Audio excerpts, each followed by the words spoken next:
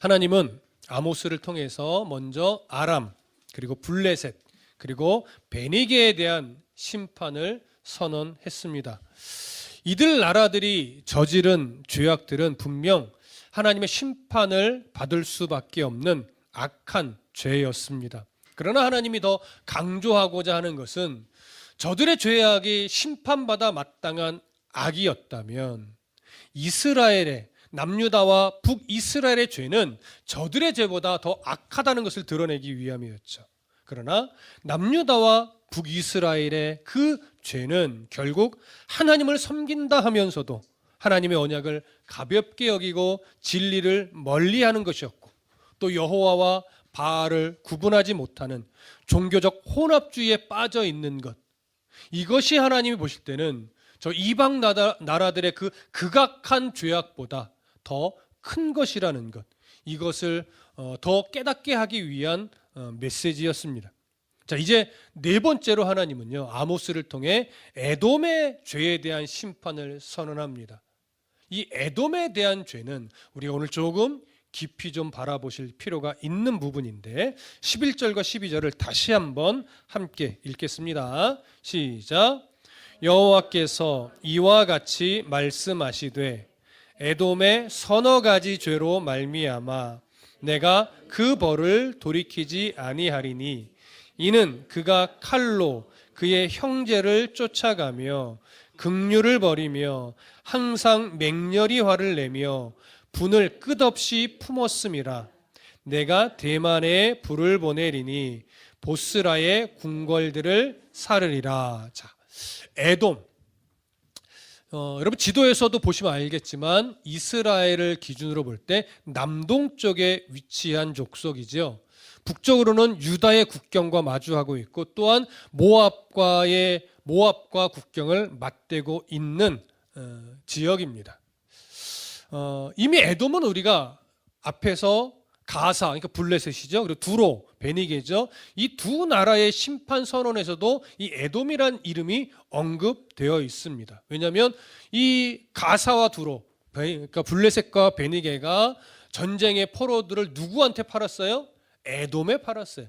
그리고 에돔은 포로들을 사서 또 어디에 팔아요? 전 세계 각지에 말하자면 인간 매매 시장을 했던 겁니다. 그러니까 얼마나 잔인한 일을 한 거겠습니까? 그런데 이렇게 잔인한 일을 벌이고 있었던 에돔 족속이 여러분 누구의 후손입니까? 에서의 후손이죠. 에서는 누구의 형입니까? 야곱의 형이죠. 야곱은 어느 나라의 조상이 되는 사람이죠? 이스라엘의 조상이 됩니다. 그렇다면 에돔과 이스라엘은 어떤 관계예요? 정말 형제 나라죠. 싸우고 대적할 만한 관계가 아니란 말이에요. 에돔은 이스라엘과 형제 나라예요. 그럼에도 불구하고 역사 속에서 이스라엘과 에돔은 항상 갈등 관계에 있었습니다. 여러분 왜 이렇게 형제 나라이고 에서와 야곱의 조상이 되는 나라인데 왜 이렇게 갈등 관계가 역사 속에서 지속되었을까요? 우리는 이 부분을 좀 알기 위해서 야곱과 에서 이야기부터 조금 다시 살펴볼 필요가 있습니다. 여러분 우리가 성경을 펼치지 않아도 일단 유명하게 아는 것, 창세기 25장에 어떤 내용이 있습니까? 야곱이 형 에서에게 팥죽 한 그릇으로 무엇을 사요? 장자권을 사요.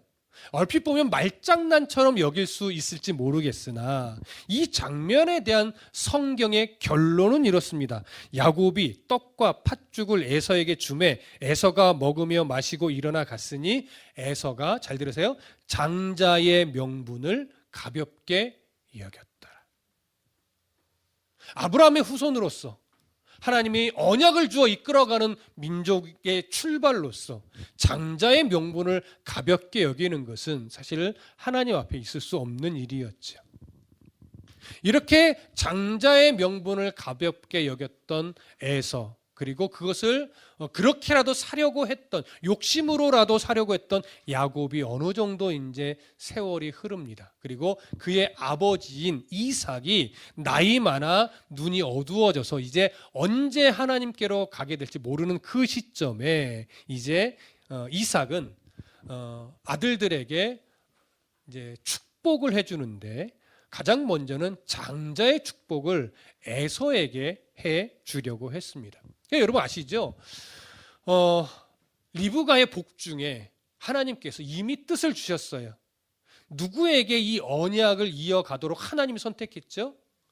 야곱, 차남인 야곱에게 하나님이 이 언약의 계승을 이어가도록 이미 선택하셨고 리브가도 알고 있었고 사실은 이삭도 알고 있었어요. 그런데 그 하나님이 주신 음성을 마음에 담았던 건 누구예요? 어머니 리브가였어요. 이삭은 알고는 있었지만 사실은 마음에 담지는 않았죠. 그렇게 해서 시간이 흘러 이삭이 이제 나이 많아 언제 하나님 부르실지 모르는 그 시점에 이제 장자의 복을 빌어주려고 하는데 이삭은 하나님의 뜻을 염두에 두지 않고 장자인 에서에게 장자의 복을 빌어주려고 했죠. 하지만 우리가 잘 알고 있는 에피소드처럼 이 사실을 리브가가 알고 아버지 이삭이 에서에게 너 짐승을 잡아서 고기를 해와라 라고 명령해서 형 에서가 짐승을 잡으러 떠났을 때 리브가 어떻게 했어요? 야곱에게서 야, 너 형처럼 변장하고 들어가서 아버지에게 그 장자의 축복을 네가 받아라 라고 해서 속임수를 써서라도 그 장자의 축복을 받게끔 유도했지요. 뭐 이것이 옳으냐 그러냐는 나중에 요 창세기 가계 부분을 여러분들이 들어보시면 될 겁니다. 그렇게 해서 결국은 야곱이 아버지를 속여 장자의 복을 받게 되는데 그 장면을 우리가 좀 확인해 봅시다. 이제 창세기로 가봅니다. 창세기 27장으로 가볼게요. 창세기 27장 27절부터 29절까지. 창세기 27장 27절에서 29절까지의 말씀. 자, 찾으셨으면 함께 읽습니다. 창세기 27장 27절부터 29절 시작. 그가 가까이 가서 그에게 입맞추니 아버지가 그의 옷의 향취를 맡고 그에게 축복하여 이르되 내 아들의 향취는 여호와께서 복 주신 밭의 향취로다. 하나님은 하늘의 이슬과 땅의 기름짐이며 풍성한 곡식과 포도주를 네게 주시기를 원하노라. 만민이 너를 섬기고 열국이 내게 굴복하리니 네가 형제들의 주가 되고 네 어머니의 아들들이 네게 굴복하여 너를 저주하는 자는 저주를 받고 너를 축복하는 자는 복을 받기를 원하노라. 자, 이 축복의 내용을 좀 다시 정리를 하면 사실은 축복의 메시지는 총 3가지가 됩니다. 그러니까 첫 번째는 물질의 풍요를 빌어준 거예요. 하늘의 이슬과 땅의 기름짐이며 풍성한 곡식과 포도주를 네게 주시기 원한다 라고 하면서 경제적인 풍요를 기원했지요. 두 번째는 정치적이고 군사적인 복입니다. 그래서 만민이 너를 섬기고 열국이 네게 굴복하리니 네가 형제들의 주가 되고 내 어머니의 아들들이 네게 굴복하리라. 이렇게 정치적이고 군사적인 복을 빌어줬죠. 근데 세 번째는 하나님의 보호와 인도하심의 복이에요. 그래서 너를 저주하는 자는 저주를 받고 너를 축복하는 자는 복을 받기를 원하노라. 근데 여러분, 이 3가지의 복은 사실 새롭게 주어진 복이 아니에요. 이 복은요, 누구에게 이미 주셨던 복이냐면 아브라함에게 이미 주셨던 복이고 그 복이 조금 더 확대되어서 지금 구체적으로 표현된 것 뿐입니다. 그러니까 지금 이삭이 야곱에게 빌어준 복은 단순하게 장자로에게 주는 복을 빌어준 게 아니에요. 아브라함으로부터 이미 주어진 그 언약의 복이 이삭에게 계승되어졌고 이삭에게 계승되었던 그 언약적 복을 지금 야곱에게 빌어주게 되는 거예요. 이건 가정에서 단순하게 아버지가 장자에게 빌어주는 이런 차원의 내용이 아니라는 의미예요. 하나님의 언약이 이로써 누구에게 계승되었다라고 하는 것을 보여줘요? 에서가 아니라 야곱에게 계승되어졌음을 보여주는 겁니다. 그래서 언약의 계승자로서는 항상 세 명의 이름이 언급되죠. 아브라함의 하나님, 이삭의 하나님, 야곱의 하나님. 그 다음에 모세의 하나님이라든가 요셉의 하나님이라든가 이렇게 부르지 않아요. 왜냐하면 이제 그 이후부터 요셉부터는요, 그렇게 계승되어진 언약이 비로소 실행되는 단계로 들어가요. 그래서 언약의 하나님을 이야기할 때 항상 세 이름만 나오는 거예요. 언약만 계승받아 붙잡고 살았던 손조 아브라함, 이삭, 야곱. 이렇게 야곱은 세 번째 언약의 계승자로서 하나님이 선택하신 대로 지금 주어진 거죠. 그러니까 이것은 여기에 어떤 의미가 담겨 있냐면, 비록 야곱이 어머니 리브가의 말대로 속임수를 써서 장자의 이 복을, 언약의 계승자로서 받아야 될 마땅한 복을 받기는 했지만, 이것이 그들의 속임수 때문에, 그들이 억지로라도 이 복을 받으려고 애썼기 때문에 받은 것은 아니에요. 이런 방법 안 썼어도 하나님이 야곱에게 이 복이 계승되어지도록 섭리하지요. 무슨 말씀 이해되십니까? 자, 어찌됐든 이렇게 해서 하나님의 뜻대로 야곱이 이 언약적 복을 이어받았는데, 이제 에서가 그 뒤늦게 와서 요를 해서 왔더니 이삭이 보니까 네가 에서냐? 하면서 깜짝 놀라죠. 그래서 이 언약적 계승의 복이 야곱에게 주어졌음을 확인하고 나서 이제 성경은 이 부분에 이삭의 심정을 이렇게 표현합니다. 창세기 27장 33절에 보면 이삭이 심히 크게 떨며 이르되 그러면 사냥한 고기를 내게 가져온 자가 누구냐? 네가 오기 전에 내가 다 먹고 그를 위하여 축복하였은즉 그가 반드시 복을 받을 것이니라. 이렇게 되어 있어요. 그러니까 이삭이 에서를 축복하려 했지만 야곱에게 속아서 야곱을 축복했다는 것을 알게 되면서 성경은 심히 크게 떨었다 이렇게 말해요. 이 심히 크게 떨었다는 것은요, 단순히 놀랐다, 깜짝 놀랐다 이런 의미가 아니에요. 여기서 심히 크게 떨었다는 것은 뭐냐면, 이삭이요, 리브가의 복 중에 하나님이 하셨던 말씀이 그 순간 떠오른 거예요. 큰 자가 작은 자를 섬기게 되리라.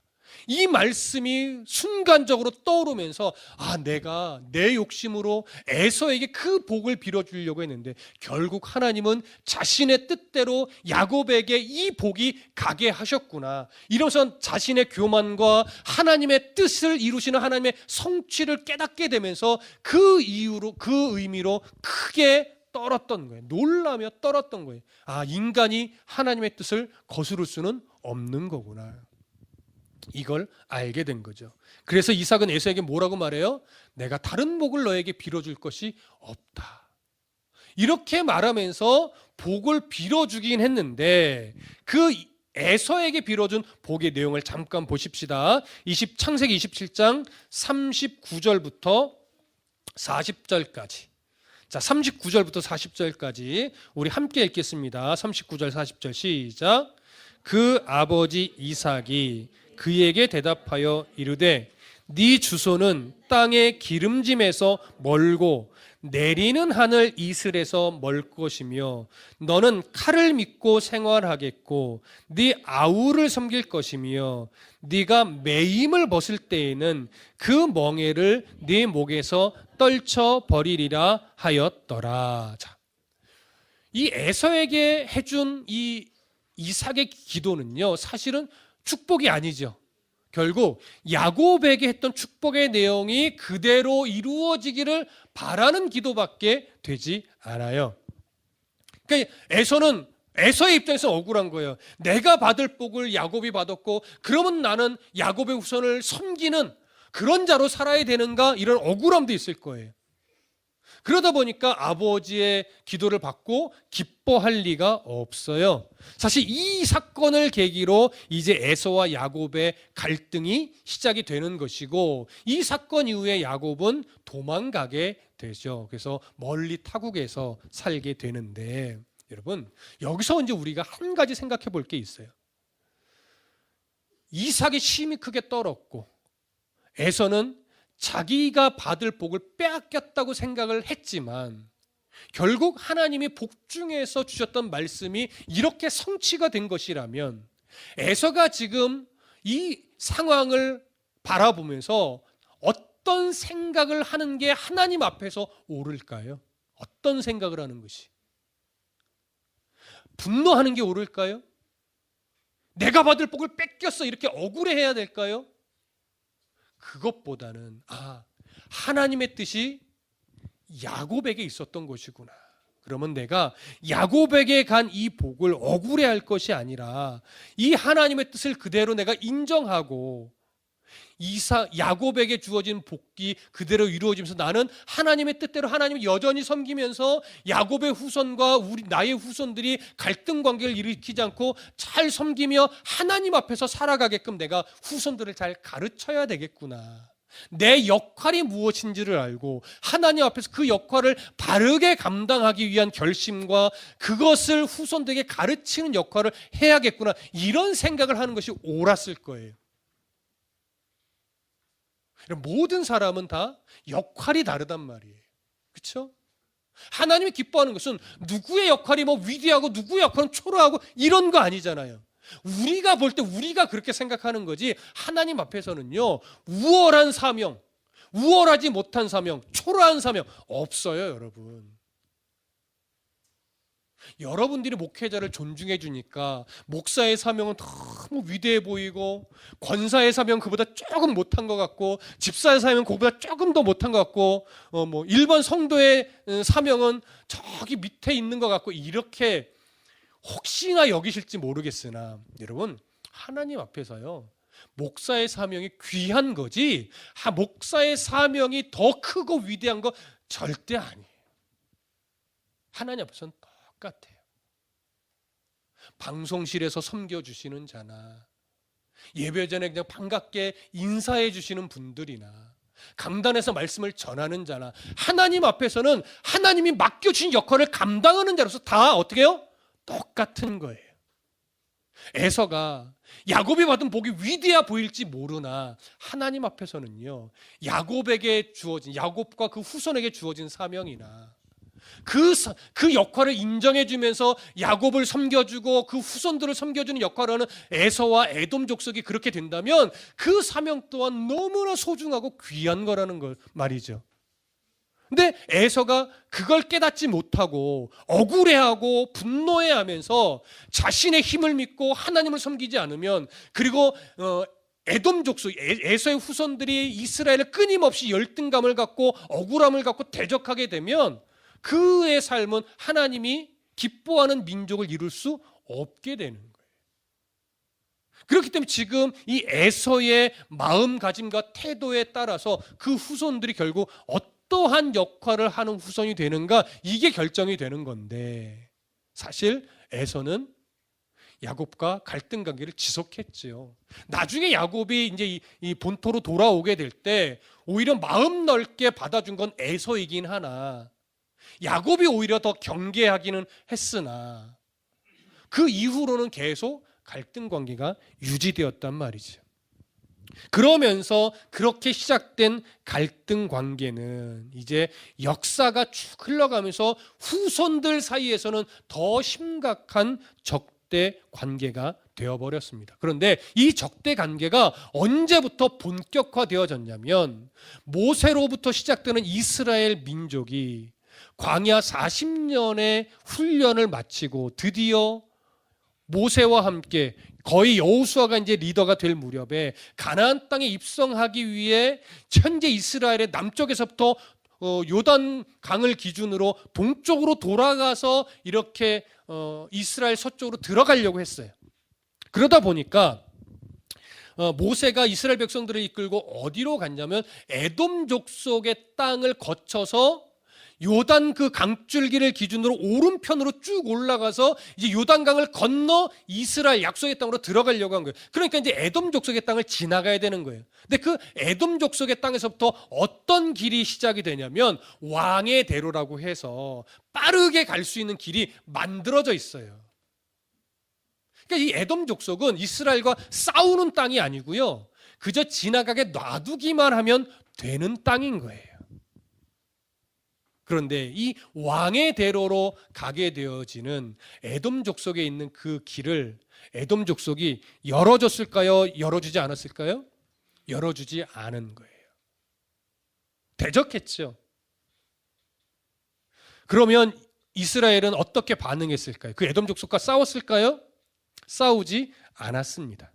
싸우지 않으려고 다시 오른쪽으로 더 돌아갔어요. 그러니까 길이 더 멀어진 거죠. 에돔 족속의 변방 쪽, 오른쪽 변방으로 돌아서 다시 이제 모압 족속의 땅으로 해서 올라가려고 했던 거죠. 신명기나 민수기를 보면 왜 이렇게 했냐면 모세의 입장에서 에돔 족속은 형제의 나라이기 때문에 싸울 수 없었다 이렇게 돼 있어요. 그러니까 모세의 시선에서는 에돔은 형제의 나라였던 거예요. 에서의 후손임을 알고 있었으니까 싸우지 않고 돌아갔던 거예요. 근데 그 이후로 이제 모압이 또 대적하고 발람 선지자를 부르고 막 이럴 때는 어떻게 했어요? 나중에 하나님이 모압을 심판하게 했죠. 근데 에돔은 그러지는 싸우게 하지는 않았단 말이죠.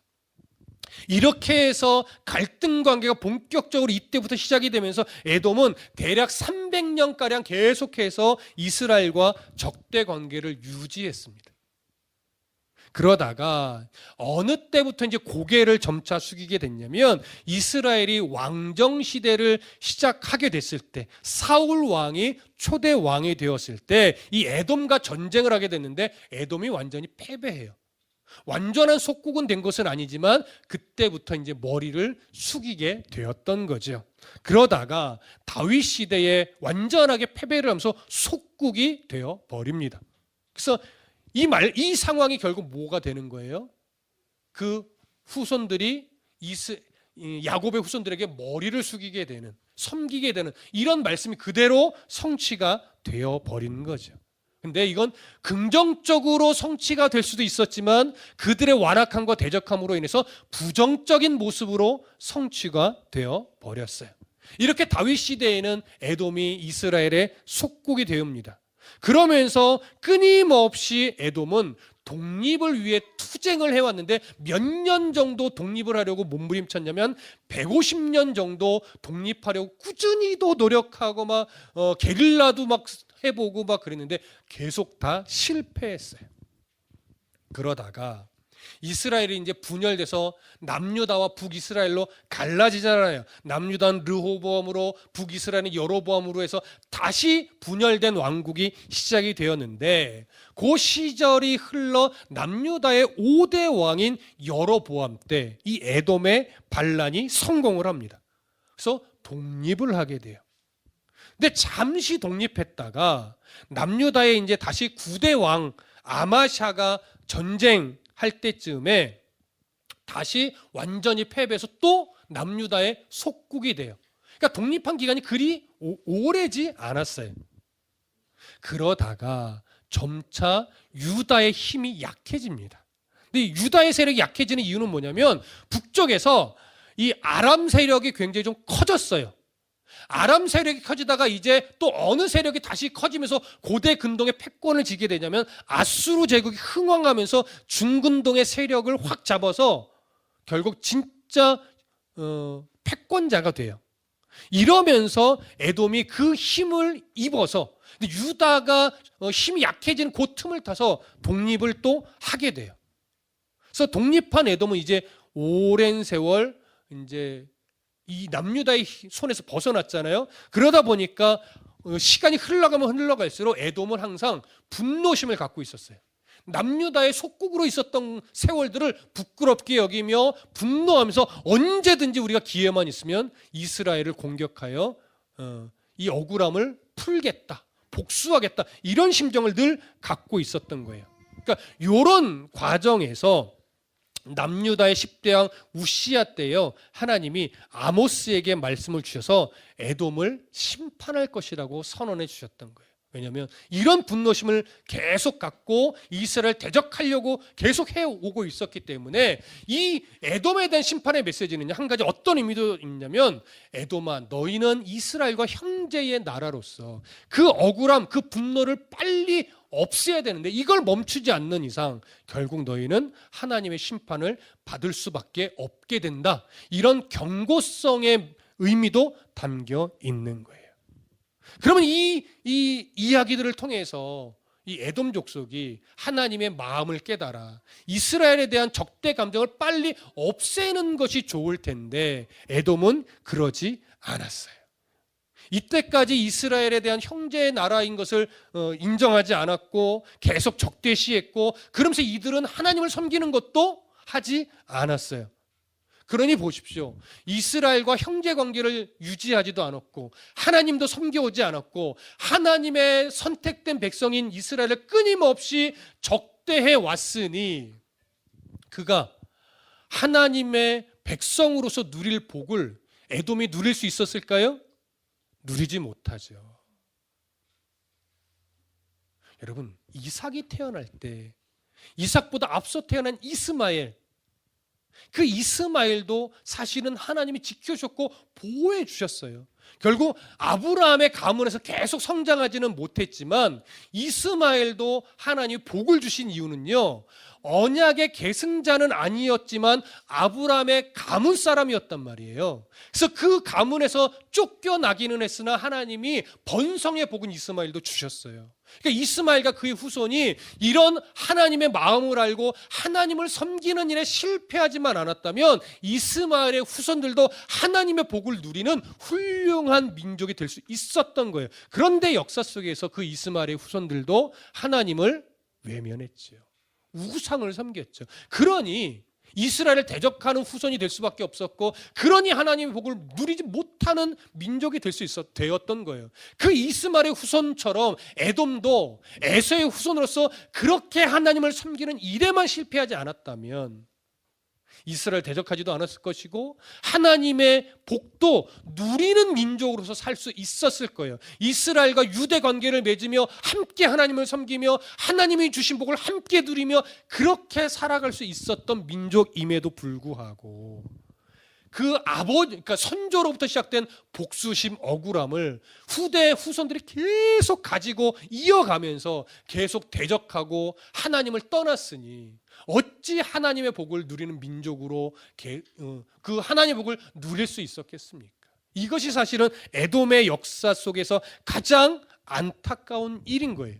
그러니까 이런 에돔이 이 에돔의 이 분노함이 가장 크게 표출될 때가 언제냐? 역사가 이렇게 좀 흘러서요, 남유다가 바벨론에 의해 했던 연대가 주전 586년이거든요. 이때 이 에돔의 분노가 절정을 이뤄요. 그러니까 남유다를 멸망시킨 바벨론이 남유다로 막 쳐들어올 때 그 바벨론의 군대에 누가 합세를 하냐면 에돔이 합세를 해요. 그래서 이 바벨론 군대가 침략해오는 그 선봉에 에돔의 군사들이 서 있었어요. 그래서 함께 앞장서서 남유다를 짓밟았습니다. 쑥대밭으로 만들었죠. 그러면서 예루살렘의 멸망을 바벨론 군사들도 즐거워했지만요, 이 에돔의 군사들이 더 즐거워했어요. 그러니까 이런 모습들을 볼 때 결국 에돔을 향한 하나님의 심판 선언은 정당했었다라고 하는 것을 우리가 알 수 있는 거죠. 하나님은 이런 에돔을 심판하기로 작정하셨는데 아모스가 그 이유를 이렇게 이야기합니다. 이는 그가 칼로 그의 형제를 쫓아가며 긍휼을 버리고 항상 맹렬히 화를 내며 분을 끝없이 품었습니다. 분을 어떻게 했대요? 끝없이 품었대요. 이 부분이 언제부터 시작된 거라고요? 에서부터 시작이 된 거라고요. 억울함, 분노, 이걸 바르게 가르치지 못해서 역사 속에서 후손들이 끊임없이 이스라엘 향해 분노를 품고 적 관계를 가지고 왔었기 때문이라는 거예요. 그래서 그의 칼로 그의 형제를 쫓아갔다라고 하는 보고 말하는데, 여기서 말하는 그의 형제들은 누구겠어요? 바로 야곱의 후손인 이스라엘을 말하는 거죠. 근데 쫓아갔다라고 하는 것은 뭐냐면 결국 전쟁에서 패배하고 도망치는 이스라엘의 그 민족들까지 끝까지 쫓아가서 한 명도 남김없이 적대적인 감정을 가지고 잔인하게 공격하여 죽이고 노예로 팔고 이런 일을 자행했다라고 하는 거예요. 하나님은 이런 에돔을 향해서 이제 심판 선언을 이렇게 합니다. 내가 대만에 불을 보내리니 보스라의 궁궐들을 사르리라. 여러분 지도에 보시면 이스라엘 남동쪽에 에돔이라고 써 있는데 거기 지금 보이지 않을까요? 남쪽 끝, 에돔 민족 지경의 남쪽 끝에 있는 도시가 대만이에요. 에돔 왕국의 교통의 중심지고요. 가장 큰 도시이기도 해요. 그리고 에돔이라는 글씨 조금 그 언저리에 이제 보스라라고 하는 지명이 있는데 이 보스라는 에돔의 수도이기도 하고 강력한 요새 성읍이기도 하는데요. 에돔 땅의 가장 북쪽에 있는 도시이기도 합니다. 그러니까 대만과 보스라라고 하는 것은 에돔 땅의 가장 남쪽과 가장 북쪽으로서 에돔 전 지역을 의미하는 거예요. 그러니까 여기서 지금 대만에 불을 보낸다, 보스라의 궁궐들을 사른다라고 하는 것은 결국 에돔 전 지역을 하나님이 심판할 것이다, 완전하게 심판할 것이다, 이런 의미가 돼요. 근데 이런 에돔이요, 놀랍게도 구약 시대가 끝날 때까지는 이 나라를 계속 유지를 해요. 근데 언제 완전히 그 이름이 사라지냐면 주후 70년경. 여러분 주후 70년에 이스라엘에 엄청난 사건이 하나 생기죠. 혹시 기억하시는 분 있나요? 주전이 아니고 주후, 예수님이 이 땅에 오신 신약 시대가 열린 그 70년에 가장 큰 사건은 뭐냐면 예루살렘 성전이 로마에 의해 파괴되는 거예요. 이해되시죠? 자, 이렇게 예루살렘이 로마에 의해 예루살렘 성전이 파괴됐을 때, 예루살렘이 함락됐을 때, 이때 에돔도 로마에 정복되어지면서 에돔이라고 하는 이름 자체가 역사에서 사라지게 돼요. 이러면서 에돔에 대한 멸망 선언이 사실은 성취가 되는 거죠. 그럼 에돔이 왜 이렇게 늦게까지, 이때까지 지속될 수 있었느냐? 하나님이 에돔을 향한 기회였을 거예요. 이스라엘과 형제의 나라로서 가능하면 돌이켜서 하나님을 섬기는 이스라엘의 형제 민족이 되라고 주신 기회의 시간이었을 텐데 에돔은 끝까지 그 시간들을 외면하여 하나님께 나아가지 않았습니다. 그래서 결국 신약시대 초입까지는 그 이름이 있었으나 로마에 의해 그 에돔이라고 하는 족속의 이름마저 완전히 사라지게 되었던 거죠. 우리는 이렇게 앞에서 이스라엘과 형제 나라가 아니었던 세 나라 아람, 블레셋, 베니게의 죄가 얼마나 악한지도 살펴봤지만 언약 백성인 이스라엘이 하나님을 바르게 섬기지 않은 죄가 더 크다는 것도 보았고 에돔은 이스라엘과 형제 나라임에도 불구하고 하나님의 복을 누릴 수 있는 민족이었음에도 불구하고 끊임없이 억울함과 분노의 감정을 역사 속에서 가지고 내려감으로 말미암아 하나님의 언약의 복도 누리지 못했고 결국은 하나님의 심판의 대상이 되어 결국 그 이름마저도 역사 속에서 사라지는 그런 안타까운 모습을 발견을 합니다. 그렇다면 여러분, 오늘을 살아가고 있는 우리는 그리스도인이라고 하는 이름을 가지고 있는 우리는 오늘 하나님의 복을 정말 올바르게 누리며 살아가고 있는가? 우리 이것을 좀 점검해 보실 필요가 있어요. 에돔 족속의 그 역사 속에서 실패한 하나님의 언약 백성으로서의 그 복, 이스라엘은 아니지만 같은 형제의 나라로서 하나님의 복을 누릴 수 있었음에도 불구하고 스스로 거절하여 누리지 못한 그 복, 오늘 우리는 그리스도인이라는 이름으로 보혈의 공로로 말미암아 이제는 더 구체적으로 하나님의 복을 누릴 수 있는 자가 되었는데 하나님의 나라는 마지막 때에 가게 되지만 이 땅을 살아내며 훈련을 받는 이 여정에도 하나님은 얼마든지 하나님 나라의 복을 누리며 살 수 있다라고 말씀하셨는데 여러분, 우리는 그 하나님 나라의 복을 누리고 계십니까? 사실 잘 돌아보면, 스스로를 잘 돌아보면 하나님 나라의 복을 누릴 수 있지만 못 누리는 순간이 더 많죠. 여러분, 왜일까요? 왜 하나님 나라의 그 평안의 복, 소망의 복을 못 누릴까요? 우리를 근심하게 만들고 염려하게 만드는 일에 우리가 자꾸 마음이 붙잡혀 있고, 또 이 세상에서 잘 살기 위해 하나님 말씀보다 내가 더 붙잡고 싶어하는 일들이 우리 안에 있기 때문에 그렇습니다. 여러분, 그것을 극복하지 못하면 하나님의 자녀임에도 불구하고 하나님의 자녀가 누릴 수 있는 마땅한 복을 못 누리는 자가 돼요. 이건 정말 안타까운 일이에요. 이미 천국 백성인데, 이미 하나님의 자녀라는 신분으로 바뀐 자들인데, 우리는 그 하나님의 자녀로서 누릴 수 있는 복, 평안의 복, 안정감 있는 복, 소망 있는 복, 그 어떤 환난과 역경도 나를 집어삼킬 수 없다고 약속하신 그 안전의 복, 이걸 불안함과 바꿔요. 욕심과 바꿔요. 염려와 바꿔요. 그러니까 하나님을 신뢰하지 못하게 되고, 하나님을 신뢰하지 못하게 되니까 마음의 평안을 누리지 못하게 되죠.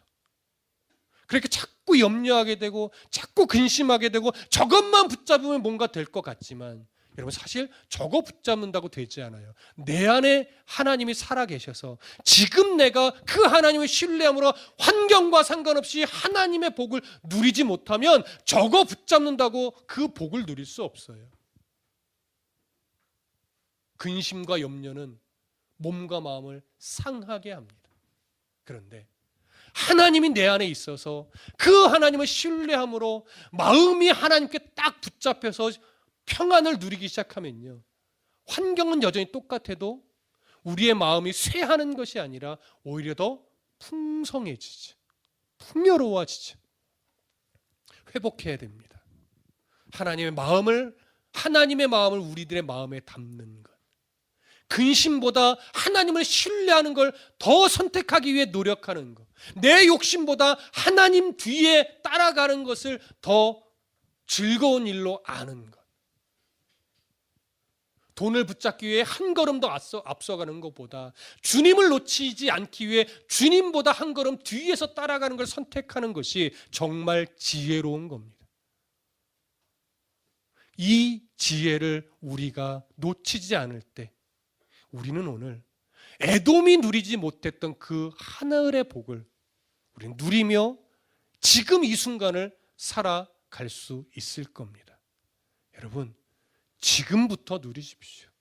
하나님이 나를 사랑하신다 약속했고, 하나님이 너를 버리지 않는다 약속했고, 하나님이 너를 지키고 보호하신다 약속했으며, 하나님 나라의 그 복을 내가 이미 너에게 주었다라고 약속했고, 네가 죄인 되었을 때에 내가 예수 그리스도의 핏값으로 너를 샀다라고 하신 그 약속의 말씀을 신뢰하십시오. 삶은 고된 겁니다. 삶은 힘겨운 겁니다. 아시잖아요. 하지만 그 고됨이, 그 힘겨움이 복음보다 앞설 수는 없습니다. 예수 그리스도의 핏값보다 앞설 수는 없습니다. 믿으십시오. 신뢰하십시오. 하나님의 약속을, 성경에 기록된 하나님의 약속을 신뢰하십시오. 자녀 문제도 하나님께 맡기십시오. 내가 해야 될 역할에만 최선을 다하십시오. 금전의 문제도 하나님께 맡기십시오. 내가 해야 될 책임과 역할에만 최선을 다하십시오.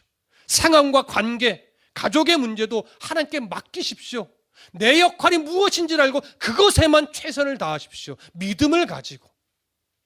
그러면 하나님이 어떻게 풀어가시는지 그 하나님이 이끌어가는 복을 누리게 될 것입니다. 기도하겠습니다.